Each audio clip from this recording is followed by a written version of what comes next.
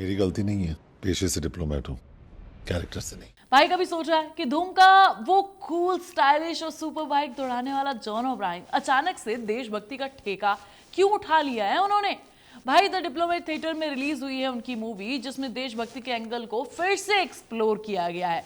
Movie अच्छी है, मैं कोई बुराई करने के लिए नहीं आई हूँ यार, क्यों हमेशा मुझे ऐसी नजरों से देखते हो यार तुम। लेकिन बात यह है कि क्या ये मूवी बॉक्स ऑफिस पर कमाल कर पाई? इसका जवाब है नो, नेवर, नहीं।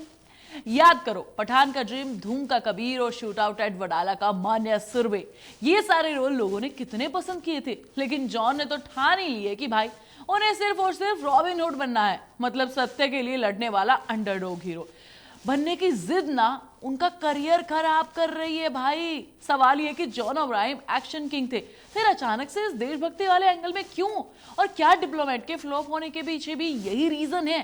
सुहानी सब बताएगी, बस तुम अपना प्यार दिखाते रहना, वीडियो को पूरा देखना और चैनल को सब्सक्राइब करना बिल्कुल मत भूल जाना। देखो यार, जॉन ओब्रायन मेरा फेवरेट है, दिल से बात कर रही हूँ, तो तुम भी मुझे थोड़ा प्यार देना, ठीक है? सब बात करते हैं। देखो भाई, सबसे पहले मैं ये कहना चाहती हूँ कि जॉन ओब्रायन किसी हीरो से कम लगते हैं क्या? दिखने में भी एकदम वाल टाइप है, बॉडी भी एकदम कटीली है, लेकिन इस सब के बावजूद भी सलमान शाहरुख को आखिर टक्कर क्यों नहीं दे पा रहे हैं? सोचा है तुमने कभी? देखो, साल 2004 में धूम आई, बाइक, स्टाइल, एक्शन और जॉन ओब्रायन,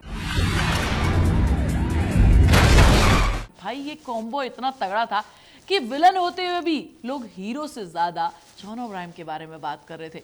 हम चोर हैं, धुएं की तरह हवा में गायब हो जाते हैं। पूरी मूवी में उनके एंट्री सीन से लेकर क्लाइमेक्स तक ऑडियंस का ध्यान सिर्फ और सिर्फ इन ही पर था, किसी पर नहीं गया। लेकिन फिर क्या हुआ? जॉन ने खुद को एक्शन हीरो बनाने की ठान ली। सही भी था भाई। 2011 के आसपास उनकी फोर्स मूवी रिलीज होती है, 28 करोड़ के बजट में बनी थी और 40 करोड़ से ज्यादा कमाती हुई है।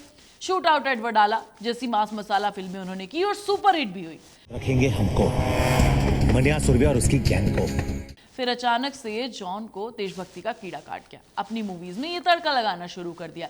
सत्यमेव जयते 2018 में रिलीज हुई, पुलिस सिस्टम के खिलाफ करप्शन की लड़ाई दिखाई। जॉन ओब्रायन को जैसे WWE का फाइटर बनना था भैया। 9 मिलीमीटर की गोली नहीं, 56 इंच का जिगरा चाहिए। बाटला हाउस 2019 में रिलीज हुई, पुलिस अफसर बनकर आतंकवादियों से लड़ाई की। अटैक साल 2022 में रिलीज हुई, इंडियन सुपर सोल्जर बने।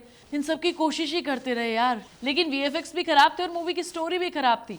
नतीजा क्या? मूवी पिट गई। सत्यमेव जयते 2 2021 में भाई एक नहीं, दो नहीं, तीन जॉन ओब्रायन, हर जगह ओवर एक्टिंग और ओवर द टॉप एक्शन। साफ साफ बोलना, बॉडी देखना चाहता है। और अब डिप्लोमेट एक वैसी ही फिल्म अंडरकवर एजेंट और इंटरनेशनल पॉलिटिक्स पर बनी है, लेकिन रिलीज होते ही इसने दिखा दिया कि भैया मेरे पास दम नहीं है, मैं नहीं चल पाऊंगी बॉक्स ऑफिस पर। सवाल यह है कि धूम और पठान में धांसू विलन वाला जॉन अचानक से ये राष्ट्रभक्ति का चोला क्यों पहन रहा है, जब हमें पसंद कुछ और आ रहा है? अगर John O'Brien robin hood hero बनना ही चाहते थे तो कम से कम स्क्रिप्ट तो अपनी मजबूत कर लेते, लेकिन भाई ना। पुलिस अफसर बने, रॉ एजेंट बने, सिस्टम के खिलाफ लड़े, सबका क्या हुआ? कुछ नहीं हुआ, सब बर्बाद हो गया, किसी को कुछ पसंद नहीं आया। धूम में वो स्मार्ट विलन था जिसने खुद को कूल, क्लासी और आइकॉनिक बना दिया था। पठान में जिम का रोल कितना परफेक्ट था भाई, ऑडियंस ने ये तो कह दिया कि SRK को टक्कर दे रहे हैं। लेकिन फिर डिप्लोमेट में एक बार फिर देशभक्ति, सीक्रेट एजेंट बन गए। जॉन भाई, हम तुम्हें विलन के रोल में पसंद करते हैं, फिर ये बार बार रॉबिन हुड का एक्सपेरिमेंट क्यों कर रहे हैं आप? भाई ये सारी गलतियां तो उन्होंने एज ए एक्टर की, लेकिन क्या तुम्हें पता है जॉन ओब्रायन प्रोड्यूसर भी हैं?